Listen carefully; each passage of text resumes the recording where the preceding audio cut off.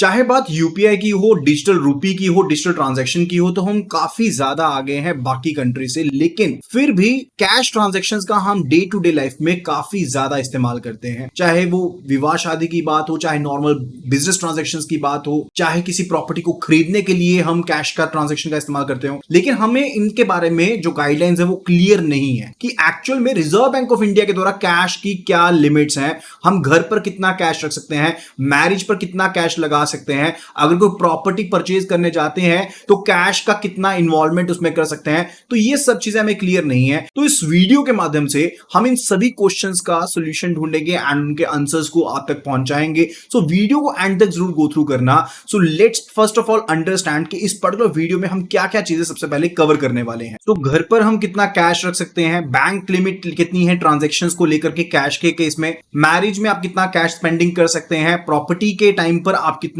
Cash spending कर सकते हैं। सो वीडियो को एंड तक जरूर गो थ्रू कीजिएगा। एंड अगर आपने अभी तक चैनल को सब्सक्राइब नहीं किया है, फटाफट से चैनल को सब्सक्राइब कर लीजिए। मैं हूं आशीष जैन एंड मैं आपके लिए ऐसा ही अमेजिंग कंटेंट लेकर के आता रहता हूं सरल भाषा में, ताकि आपके लिए फाइनेंस अल्फाबेट्स को याद करने जितना इजी हो जाए। So kindly do subscribe the channel and press the bell notification icon, ताकि आगे आने वाली आपको सभी वीडियोस के अपडेट भी मिल पाए। तो सबसे पहले हम बात करने वाले हैं कि अगर घर पर कैश रखने की बात आती है तो आप घर पर कितना कैश रख सकते हो। तो एक चीज को जान लीजिए कि इंडिया के किसी भी कानून के हिसाब से कोई भी लिमिट स्टिपुलेट नहीं करी गई है कि आप कितना कैश घर पर रख सकते हो। लेकिन एक चीज को जान लीजिए साथ के साथ कि आपके पास उस पैसे का ब्यौरा होना, यानी कि उसके दस्तावेज होने, उसको मटेरियलाइज कैसे किया गया, आप तक वो पैसा कैसे पहुंचा, वो चीजों के प्रूफ आपके पास होने चाहिए, तभी आपके ऊपर कोई कार्रवाई नहीं होगी। अदरवाइज आपके ऊपर कार्रवाई की जा सकती है। तो आप कैश घर के ऊपर कितना भी रख सकते हैं, कोई भी इशू नहीं है, लेकिन उसका सोर्स क्या था उसका प्रूफ आपके पास होना चाहिए। फिर इसके बाद बात आती है related to the bank transactions. तो बैंक ट्रांजेक्शन में आप या तो सेविंग फंड अकाउंट से डील करते हैं या फिर करंट अकाउंट से डील करते हैं। अगर आप सेविंग फंड अकाउंट से डील करते हैं तो आपके लिए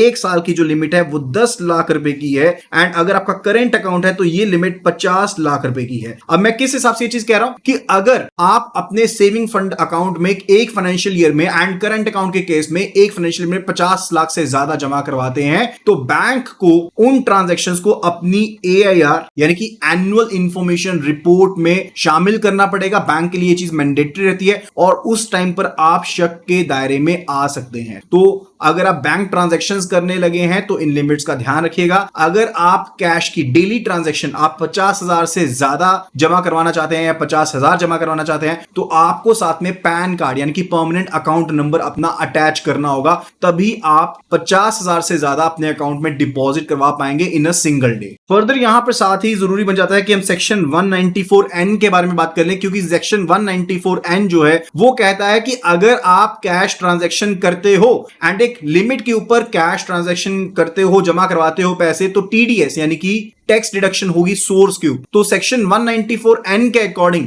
अगर आपने पिछले 3 असेसमेंट ईयर्स में कोई भी ITR यानी कि इनकम टैक्स रिटर्न फाइल नहीं करी है तो उस केस में 20 लाख से अगर ऊपर आप पैसे जमा करवाते हो तो आपके ऊपर TDS एप्लीकेबल होगा। और अगर यहां पर आपने पिछले 3 असेसमेंट ईयर्स की कोई भी एक या तीनों की तीनों रिटर्न्स फाइल करी हैं, ITRs फाइल करी हैं, तो आपके लिए लिमिट 1 करोड़ रुपए की है। यानी कि पर्सन ए जाता है, इसने कोई भी पिछले 3 सालों की अपनी ITR फाइल नहीं करी, ये भाई साहब बैंक में जाते हैं तो यहां पर जाकर के अगर ये 21 लाख जमा करवा देते हैं यानी कि 20 लाख से ऊपर कोई भी अमाउंट जमा करवा देते हैं तो इनका TDS डिडक्ट होगा। वो बात अलग है कि आप 26 AS में उसे चेक कर पाएंगे एंड जब ITR अपनी फिल करते हैं तो उसका रिफंड ले सकते हैं, लेकिन आप एक तरह से शक के दायरे में आ जाते हैं कि आप इतनी ज्यादा कैश ट्रांजैक्शंस क्यों कर रहे हैं। इसी तरह से अगर पर्सन ए यहां पर पिछले 3 असेसमेंट ईयर में कोई भी एक ITR फाइल कर देते हैं तो उनके लिए लिमिट 1 करोड़ रुपए की होगी, 20 लाख की नहीं होगी। इसके बाद बात आती है related to cash in marriage. अब शादी ब्याह पर मोटा पैसा खर्च किया जाता है तो उस केस में जो कैश की लिमिट है फॉर द मैरिज पर्पसेस वो है 2 लाख रुपए की। यानी कि 2 लाख तक का अगर आप खर्चा करते हैं तो आप कैश से कर सकते हैं, लेकिन अगर उससे ज्यादा खर्चा करते हैं तो आपको ऐसे संपत्ति का सोर्स बताना होगा, आपके पास सोर्स का प्रूफ होना चाहिए कि आपने कब पैसा निकलवाया है। जैसे कि मैंने आपको घर पर बताया कि घर पर अगर आप पैसा रखते हैं, आप कितना भी पैसा रख सकते हैं, लेकिन आपके पास सोर्स होना चाहिए कि आपने पैसा कब कब निकलवाया था और आपके पास जमा है। इसके बाद बात आती है related to tax implication on the gifts, यानी कि अगर आपको गिफ्ट के रूप में कोई पैसा मिलता है, कोई चीज मिलती है, तो उसके बारे में क्या रहेगा, क्या उसके ऊपर भी टैक्स एप्लीकेबल रहेगा। तो यहां पर एक एग्जॉस्टिव लिस्ट है रिलेटिव्स की जो यहां पर शामिल है, एंड आप इसका एक स्क्रीनशॉट ले सकते हैं if you want to take a screenshot, या फिर इसकी कंप्लीट पीडीएफ इस वीडियो की आपको मिल जाएगी हमारे टेलीग्राम चैनल में। ज्वाइन कर लीजिए, लिंक आपको वीडियो के डिस्क्रिप्शन में मिल जाएगा। तो अगर आपको कोई भी गिफ्ट यहां पर दी गई लिस्ट में से कोई पर्सन देता है, तो आपको कितने भी अमाउंट का गिफ्ट दिया गया हो, आपके ऊपर कोई भी टैक्स की लायबिलिटी नहीं पड़ेगी, आपको कोई भी टैक्स नहीं पे करना पड़ेगा। लेकिन मान लीजिए किसी पर्सन की मैरिज के ऊपर, पर्सन बी की मैरिज है, इसको इसका फ्रेंड जो है वो गिफ्ट देता है, तो अगर तो ये 49,000 या 50,000 तक का गिफ्ट देता है, यानी कि 50,000 तक की लिमिट है, अगर गिफ्ट देता है तो कोई भी टैक्स नहीं लगेगा। लेकिन मान लीजिए ए ने इसको 51,000 का गिफ्ट दे दिया है, उस सिनेरियो में पर्सन बी को टैक्स पे करना पड़ेगा। ये चीज यहां पर ध्यान रखने वाली है। तो इस लिस्ट के अकॉर्डिंग अगर देता है तो कोई लिमिट नहीं है, लेकिन अगर इसके अलावा कोई आपको गिफ्ट देता है तो उसके केस में लिमिट लग जाएगी, आपको टैक्स पे करना पड़ेगा। एंड जो लिमिट मैंने आपको 2 लाख रुपए की बताई, एक्चुअल में किसी कानून में तो नहीं है, लेकिन 269 ST उसके ऊपर एप्लीकेबल रहेगा कि कोई भी पर्सन 2 लाख रुपए या उससे ज्यादा का कोई भी अमाउंट एक पर्टिकुलर डे में, एक सिंगल ट्रांजैक्शन में related to a particular event और ओकेजन रिसीव नहीं करेगा, आप उसको दे नहीं सकते हो। यानी कि 2 लाख से ज्यादा का कैश पर्सन रिसीव नहीं कर सकता। तो उसके अकॉर्डिंग मैंने आपको कहा कि शादी ब्याह में आप 2 लाख से ज्यादा का कैश एक्सपेंस नहीं कर पाएंगे, आपको डिजिटल वे में पैसा जो होगा वो स्पेंडिंग करनी पड़ेगी। एक चीज को समझिएगा, अगर मान लीजिए आपका कॉन्ट्रैक्टर या आपका जो इवेंट प्लानर है उसकी फीस 3 लाख रुपए की थी,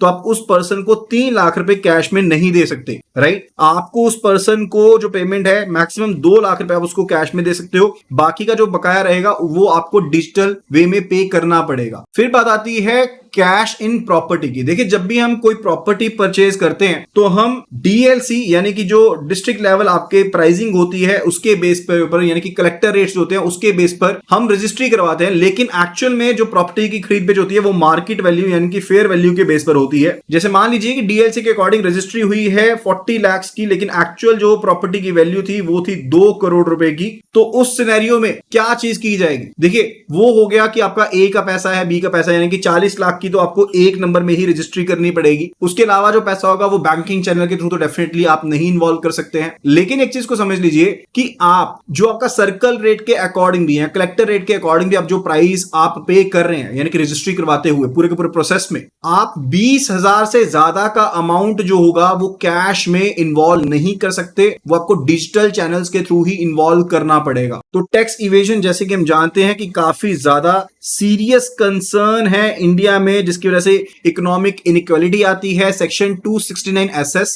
एंड 269 T जो है उनको इंट्रोड्यूस किया गया था ताकि जो कैश ट्रांजैक्शंस इंक्रीज हो रही हैं, जिसकी वजह से काला धन जो है वो बढ़ रहा है, उनको कम किया जा सके, उनको रोका जा सके। तो उसी के हिसाब से कहा गया है कि अगर आप पर्टिकुलरली कोई पेमेंट कर रहे हो किसी को या फिर रीपेमेंट कर रहे हो तो 20,000 से ज्यादा का जो अमाउंट है वो आप कैश में नहीं दे सकते हो। So limit basically comes out to be 20,000 in case of property. तो आई होप कि आपको ये वीडियो जो है वो यहां पर फायदेमंद लगी होगी एंड आपने डेफिनेटली कुछ ना कुछ इस वीडियो के माध्यम से सीखा होगा। अगर आपको ये वीडियो पसंद आई है, do give this video Thums up. साथ के साथ वीडियो को शेयर भी कर देना अपने फ्रेंड्स के साथ, कलीग्स के साथ, जो भी यहां पर ऐसी इंफॉर्मेशन को जानना चाहते हैं, जिनके लिए इंफॉर्मेशन जरूरी हो सकती है, ताकि उन तक भी ये वीडियो पहुंच पाए। सो आज की वीडियो में सिर्फ इतना ही। Thank you so much and see you again in the next video.